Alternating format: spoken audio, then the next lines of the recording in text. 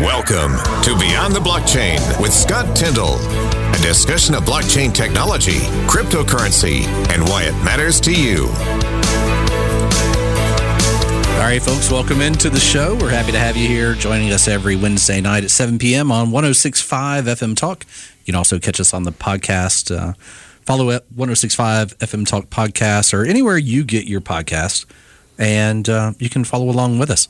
So we got another great show for you here tonight. It's been a big week in crypto as, regulation is swirling around, the world is burning, and everyone is, running for shelter.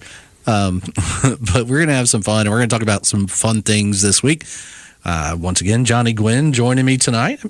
Howdy, howdy, howdy. Johnny, I'm excited to have you here, man. We've got some fun stuff to talk about. And Leanne, I'm thankful to have you here tonight as well. Thank you. Maybe we can teach you some stuff about blockchain and crypto tonight. You're going to walk out of here being an expert. Yay. I need that. I need extra money all the time. Buy Don't more we all? shoes and purses. Yeah, well. And dolls. Yes, and dolls. She likes dolls, people. Oh, I love Halloween. Oh, she does love Halloween. Well, it's your season. And crypto has been very scary for the last 5 months. So Yeah, it fits right in. Perfect transition. All right, let's transition into the headlines, Johnny.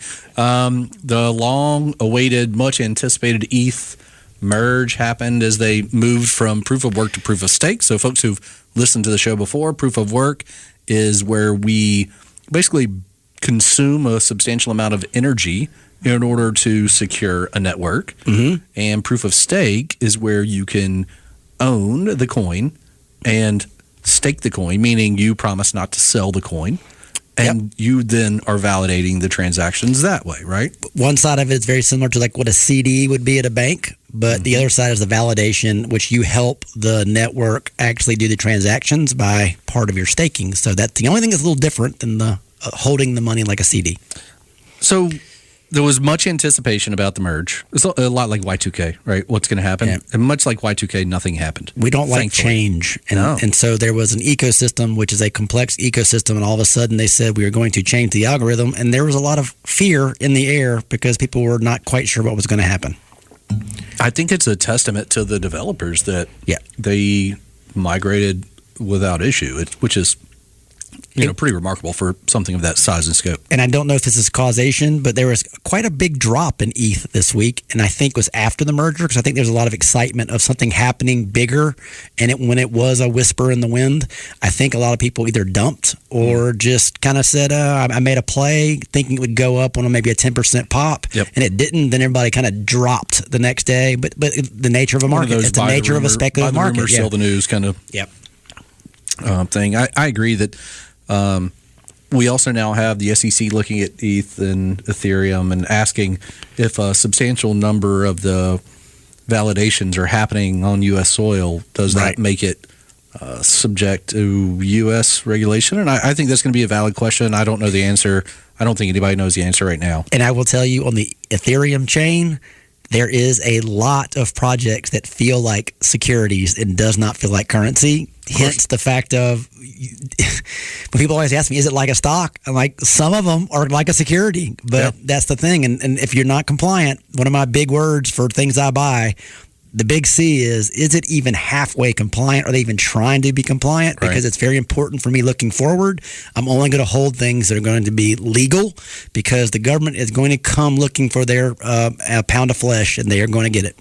I agree with that. I've kind of taken the stance previously publicly, and the same way now, is that no one really complains about the fact that the FAA requires air traffic controllers at airports.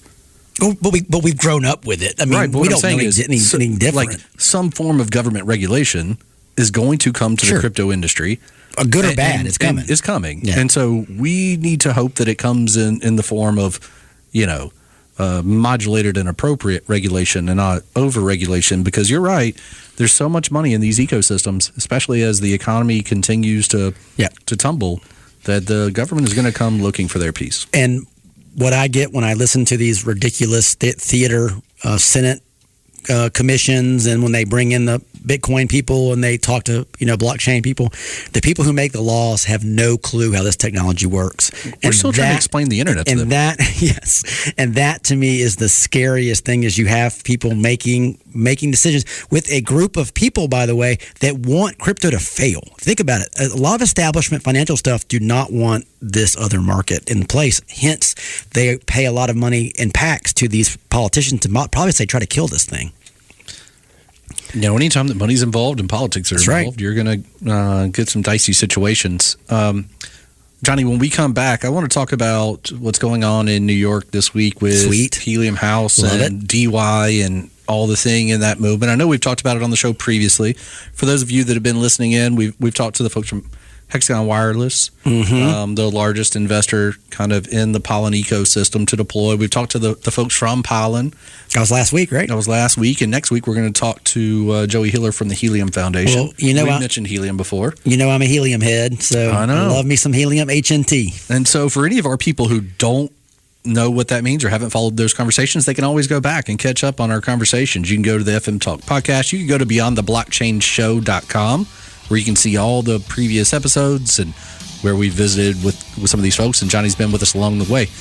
When we come back from the break, we are going to talk about helium, and we're going to talk about this big partnership with a carrier that you've heard of. It's a big name. You've heard of them before. It's a crypto and traditional business partnership.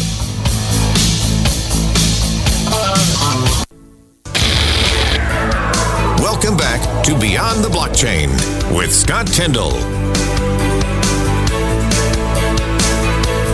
All right, folks, welcome back. Happy to have you joining us here. We got Leanne helping us on the board and the Johnny Gwynn in studio with us. I appreciate that, Johnny. Thanks for sitting in tonight, man. Look, it's always fun. You let me on the mic, and you make the mistake, and I will take advantage of it because I sure enjoy it. No one would accuse you otherwise, so we're in good shape. Johnny, another thing that we were talking about before the break is what happened in New York yesterday.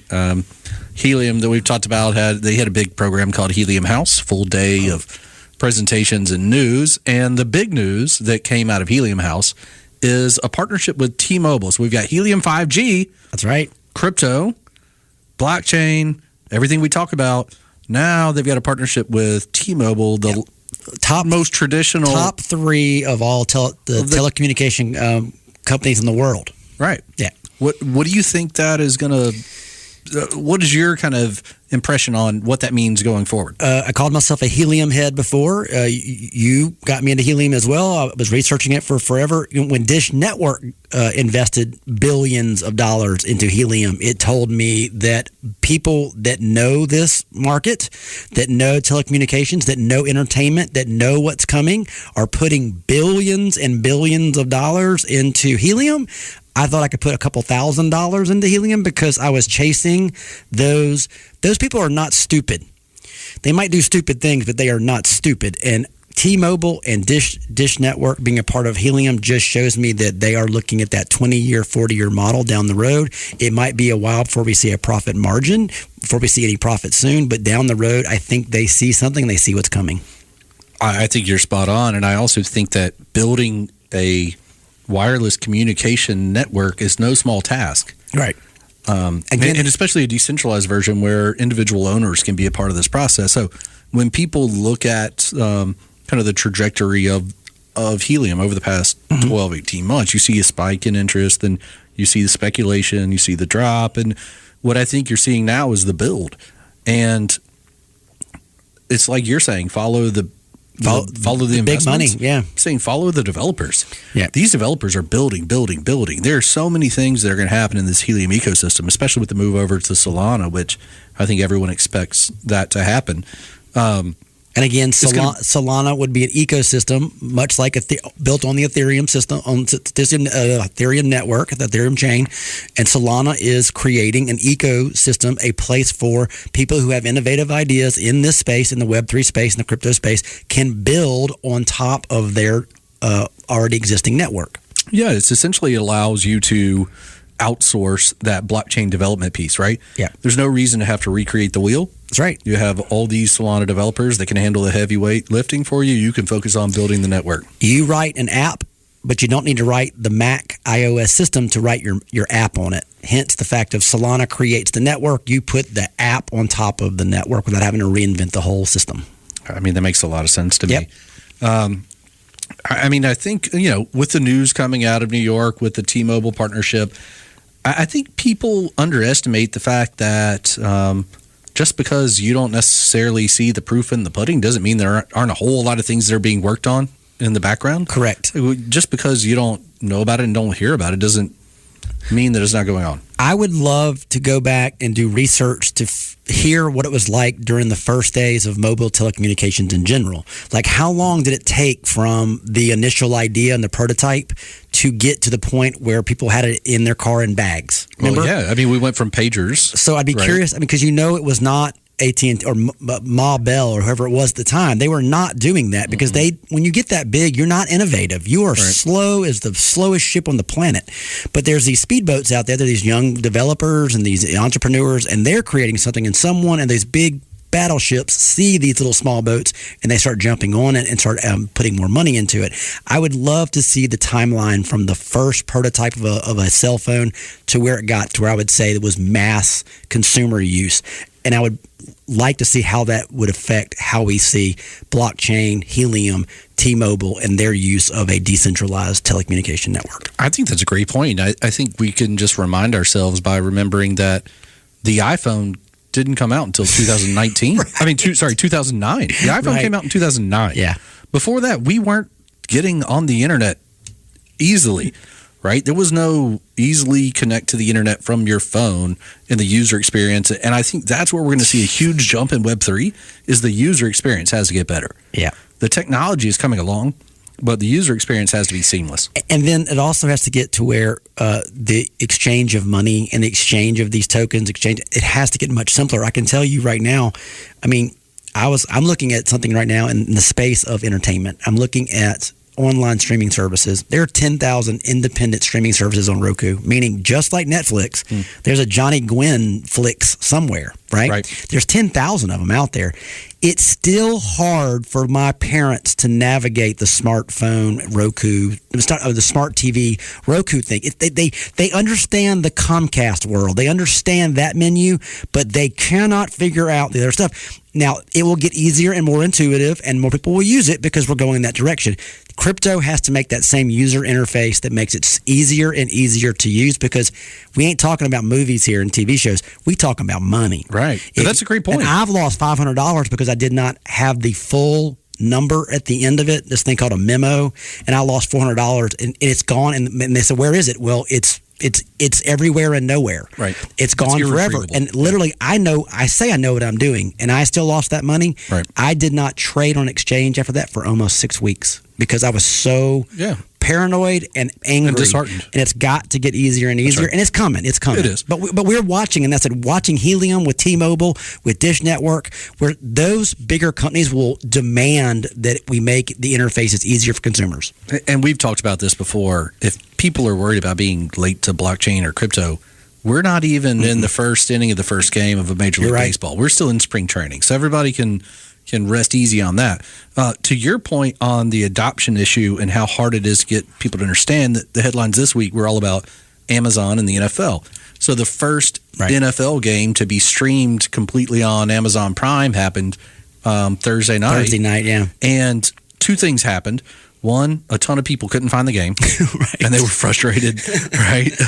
But also, Amazon reported that they had the largest subscriber increase they'd ever seen in one day.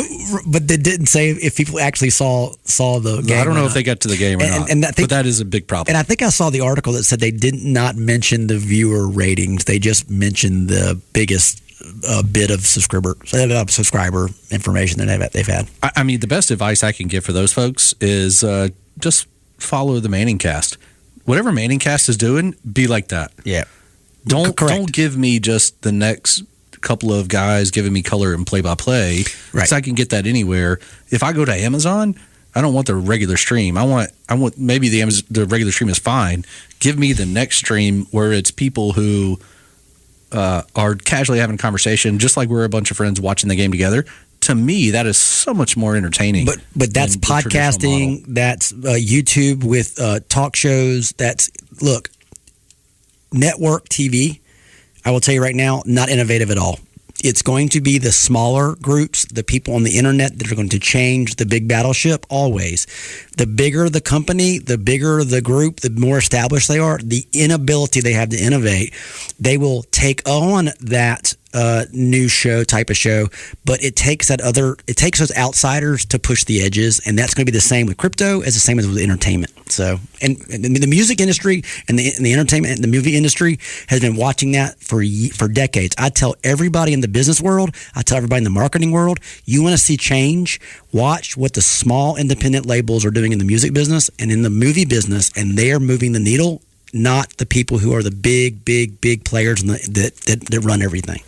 It's a good point that you mentioned the music industry, because when we come to the back half of the show, I want to talk to you about the music industry and how the blockchain is changing the way that artists can, protect their royalties, earn their royalties, and everything that goes with it. And that goes along with Netflix as well, because we can talk about that.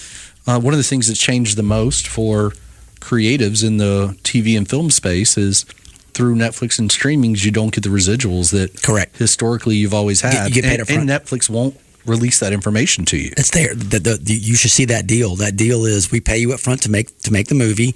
Now, if you're big, like some of the bigger directors get points, but I don't know how that's working. But the idea of the models, music has changed too. Songwriters used to get paid in perpetuity for a hit song.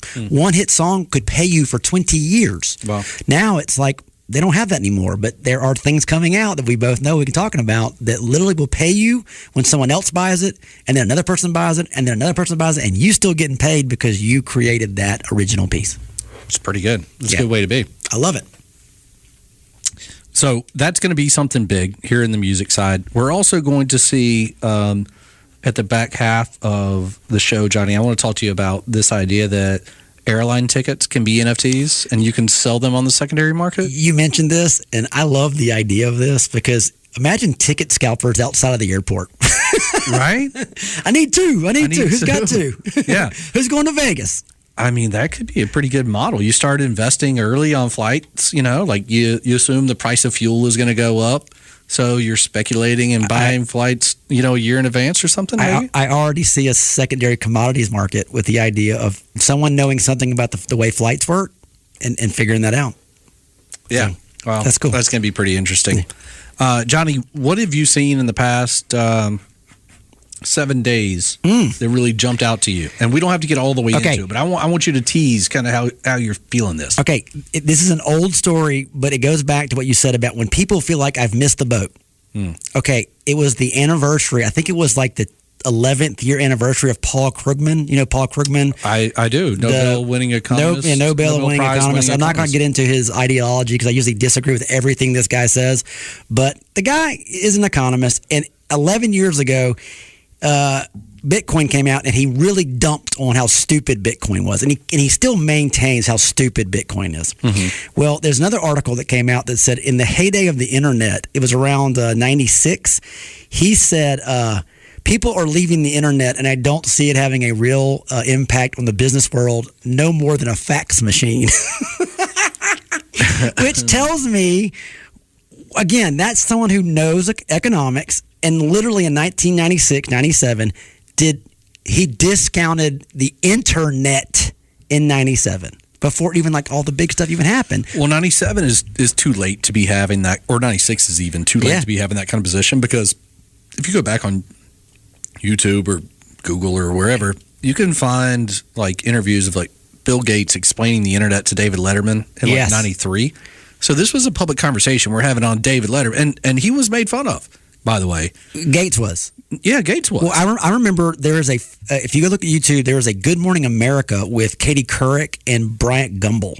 Probably Today Show. Today Show, that's it. And they are literally talking about this thing called the internet. And I kept thinking it was like late 80s. I want to say it was like 98.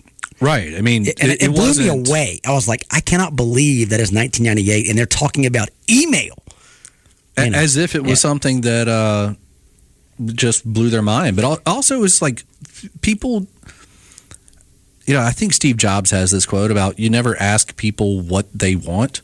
Because they don't know. Because we would have faster horses and buggies or something like that, or something like that. Along that. Yeah. Like, we wouldn't have cars. We'd have faster horses and buggies or something like that. Yeah. Yeah, exactly. Yeah. And we're seeing the same thing here in technology and Web3, and that's okay. Yeah. But that's part of what this show is about, is we get to educate people and they get to be a part of this. But again, you go on Twitter, you go on certain things on the internet, especially social media, you can see a lot of these projects, you see how innovative they are, and they're small groups that are doing something that it really is revolutionary. But then as we go back to the early part of the segment, you watch this established companies, because they're watching in the periphery, they're watching them, and they know when to put that money in. Because I am going to be a part of this change one way or the other. The smart ones, right? I mean, the smart ones are doing that. Or they might buy it and kill it. And buying it and shelving it is something that it's a business strategy for time immemorial, which is kind of disappointing as well. When we come back from the break, we are going to talk about airline tickets as NFTs. Love it. That's going to be pretty interesting. All right. We'll catch you in just a few minutes, folks.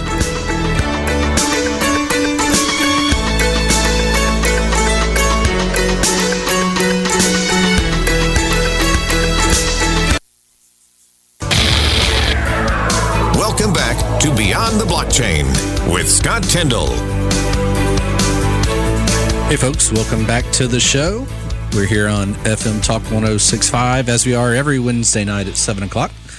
Thankful to have Leanne here with us tonight and the Johnny Gwynn. Howdy, howdy, howdy. Hey buddy.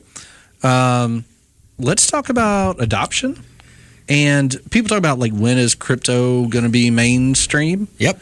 Is there anything more mainstream than Best Buy? Well, there used to be a Circuit City, but it went out of business. And then Best Buy definitely would be if it's in Mobile, it's in a lot of cities. Best Buy is pretty mainstream. Very mainstream. All right. So we now have both agreed that Best Buy is mainstream. Yes.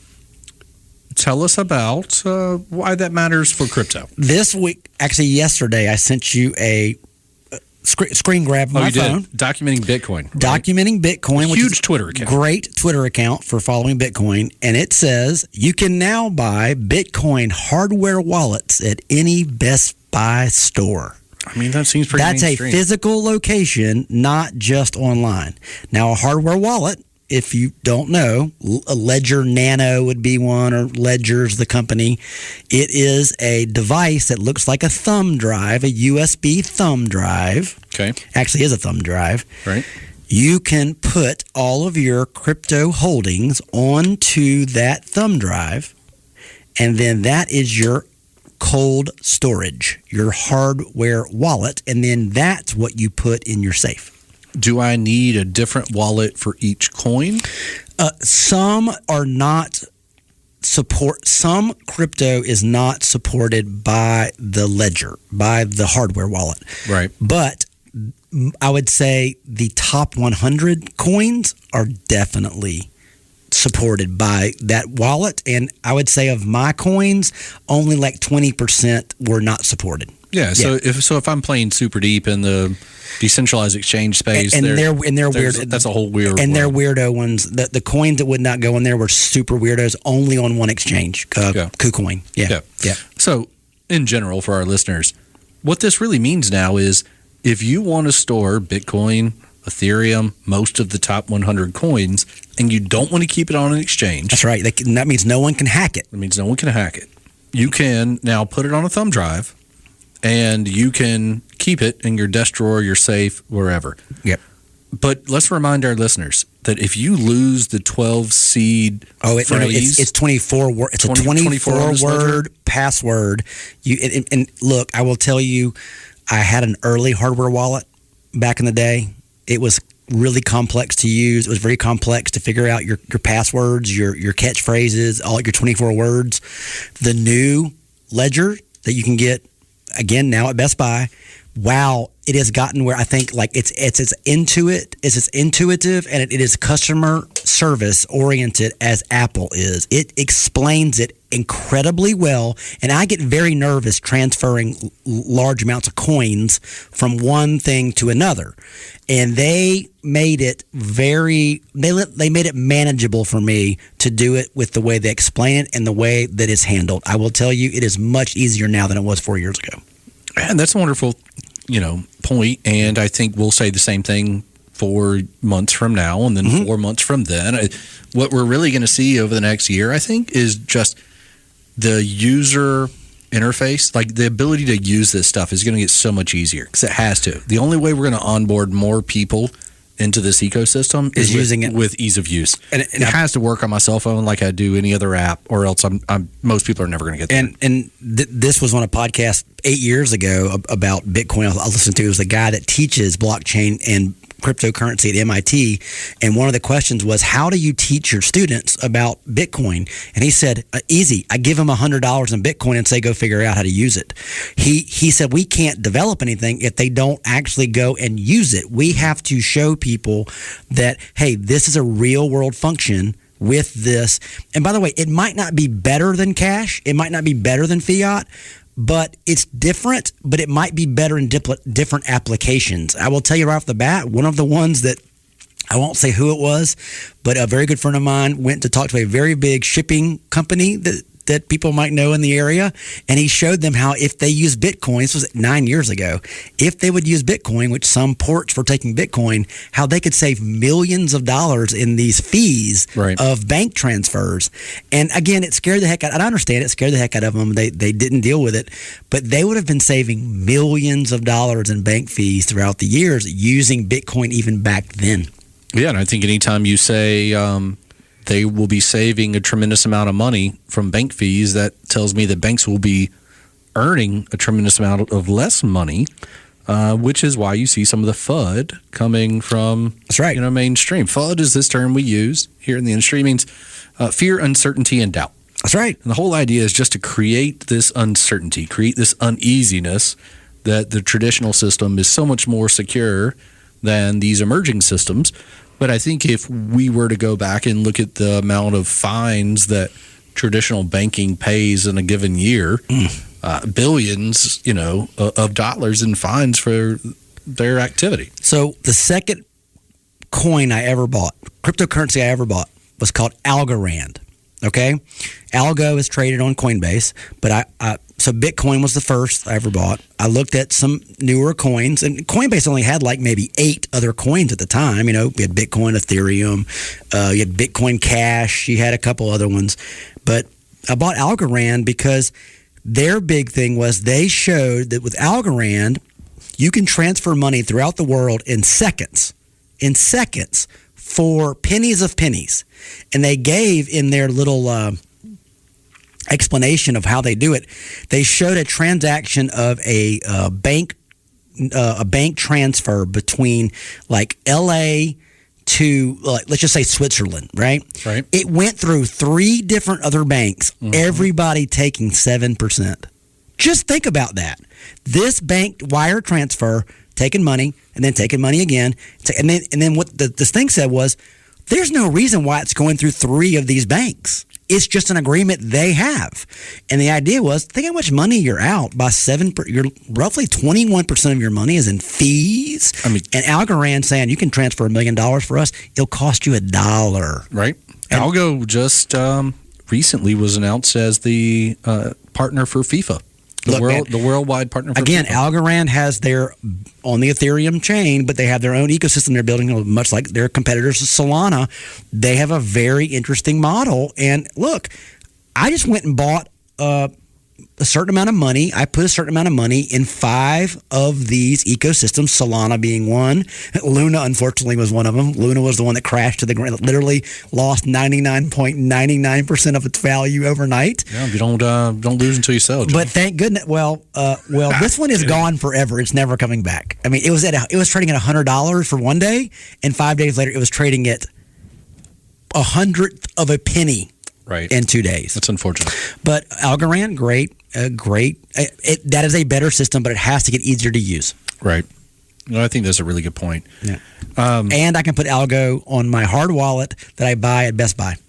Well, that sounds like adoption, Johnny. You can do it on your hard wallet.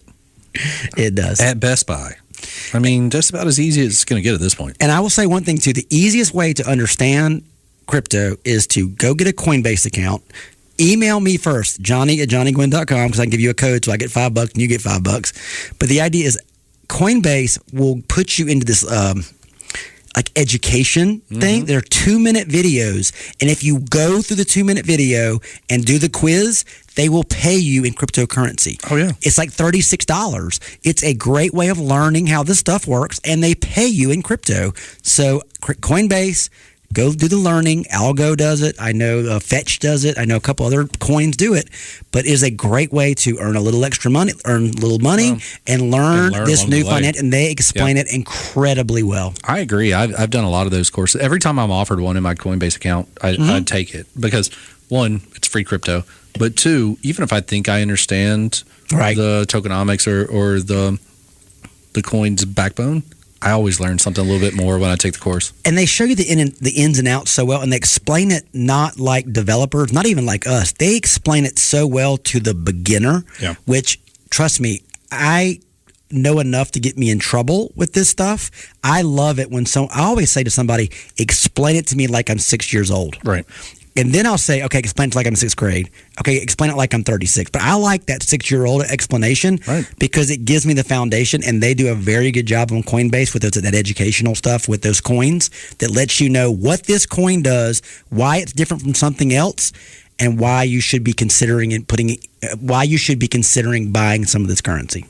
And to your point, and to tag along, it's free money. For your time. Literally, the quizzes are 3 to 4 minutes. 3 minutes. It minutes. doesn't take any time. Yeah. On your phone. On your own phone, you learn along the way. I think that's a great point. I think more crypto should be doing that. That's a great way to onboard people into your ecosystem. And it's hard to do that. Look, I'm in graphic design, I'm in advertising, I'm in communication, I'm in persuasion. That's what I do for a living, okay? It is hard.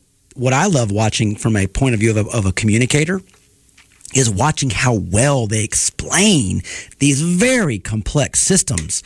They explain it in 2 or 3 minutes with this wonderful, it's not a voiceover, it literally is graphics with like closed captioning. Right. It's just text and graphics. And then at the end, you take a little quiz, and then they pay you your crypto, and you've learned. I will say it's a great way of learning about cryptocurrency. I think that's a great point. I just had a thought. I think businesses should pay $2, $3, $4 per person for people to learn about their business. I agree. It's called an onboarding expense is what that's called. That is something we should discuss further. I think that could be great for traditional businesses. Stick around after the break. We're going to come back. Johnny and I want to talk about that further because that's something interesting to me. We'll see you soon when we come back on Beyond the Blockchain. Welcome back to Beyond the Blockchain with Scott Tyndall. Hey, folks. Welcome back to the show. Happy to be here with you. We've got Leanna here with us and Johnny Gwynn, and we're talking about blockchain technology, cryptocurrency, and whatever else we feel like talking about, Johnny. And things. I don't know, Scott, what's on your mind? I know you look at like 1,000. Look, you were great on Twitter recently. The last couple of months, you have been, you post a lot. And I appreciate it because you are curating some really good stories for me. So what are some things that have really been sticking out to you that you've seen in the Twitter sphere out there? The old Twitterverse, huh? The Twitterverse. The Twitterverse is a weird place for crypto.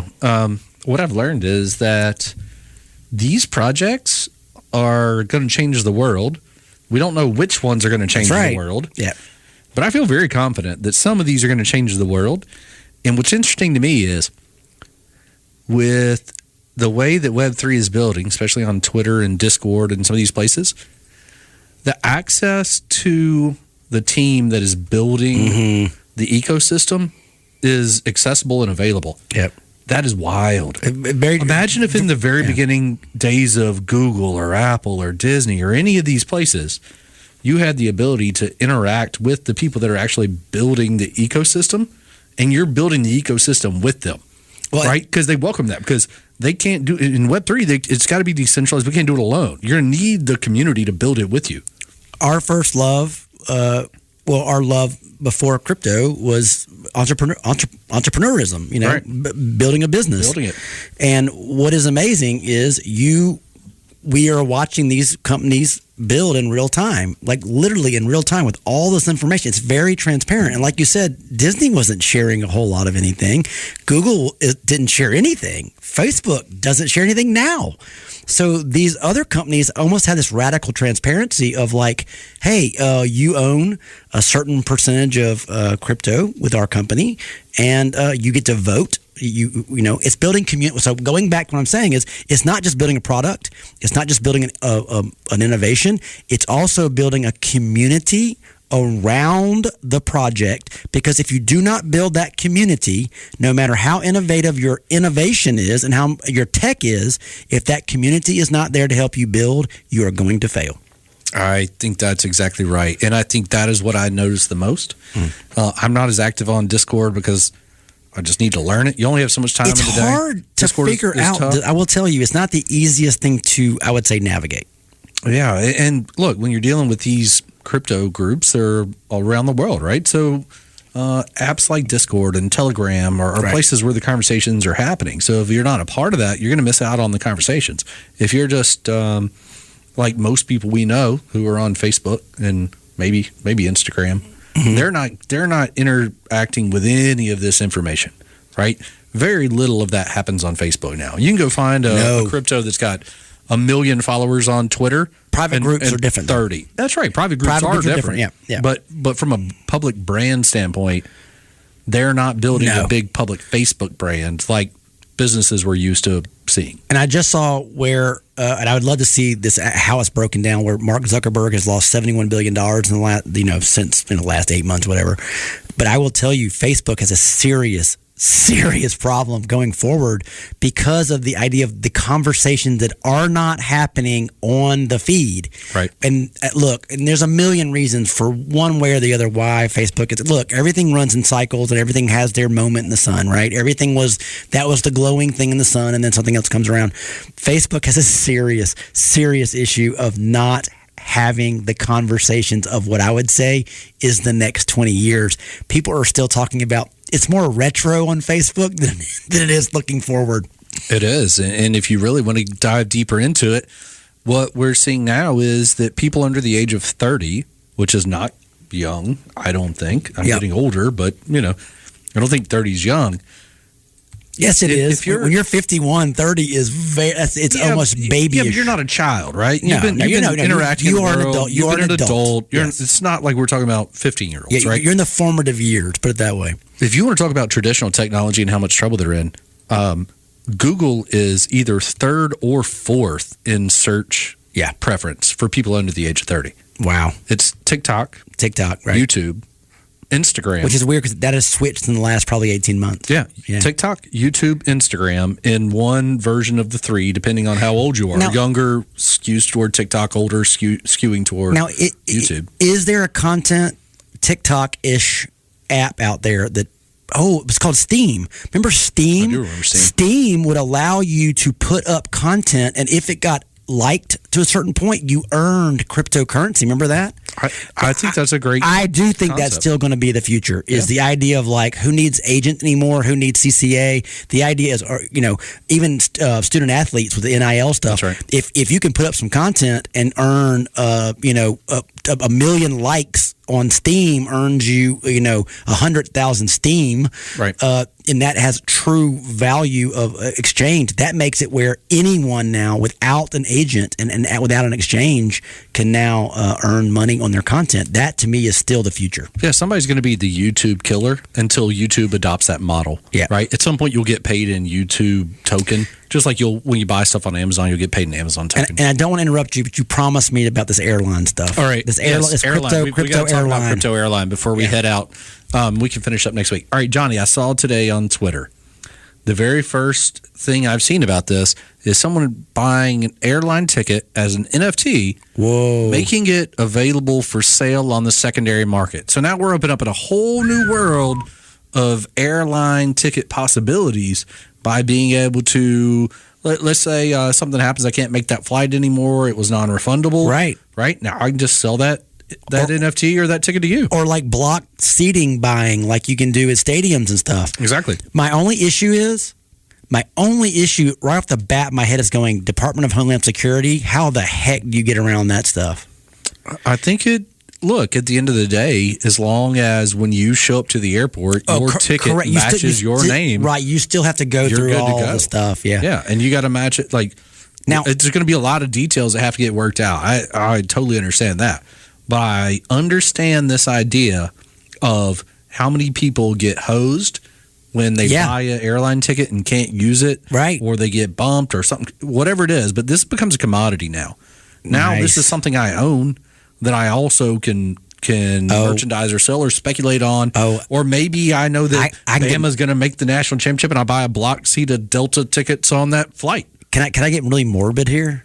No, but go. Oh, darn it. But go. Okay, so do you know you and I both own a ridiculous amount of URLs we bought thinking one day we'd sell them? That's right. Do you know you can buy these weird URLs called like flight numbers? Oh, I don't like that. You can buy them in bulk because it's the idea of if one goes down, how big it is. But can you imagine having an NFT of a flight of a ticket that goes down? It would be worth a lot of money. Yeah, well, we don't like to speculate in those types of things. Oh, hold on. I'm just saying, but it's a reality. Hold on.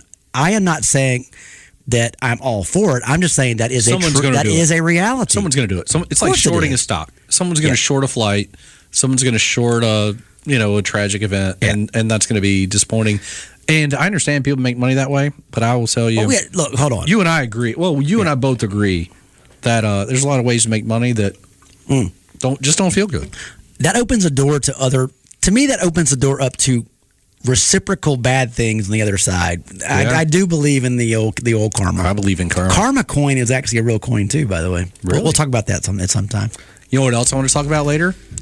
How the NFT market starts to affect folks in Mobile and why that would matter to them. We'll talk about that one day. That's called a tease. It is called a tease. Maybe another time. And I have an answer for that. Good. We'll talk about that at another time. Folks, thanks for joining us tonight on Beyond the Blockchain. I want to thank Leanna for helping keep everything between the middle of the road, and Johnny Gwynn, as always, for jumping in and, man, being my tag team partner. I appreciate you. Love you, Scott.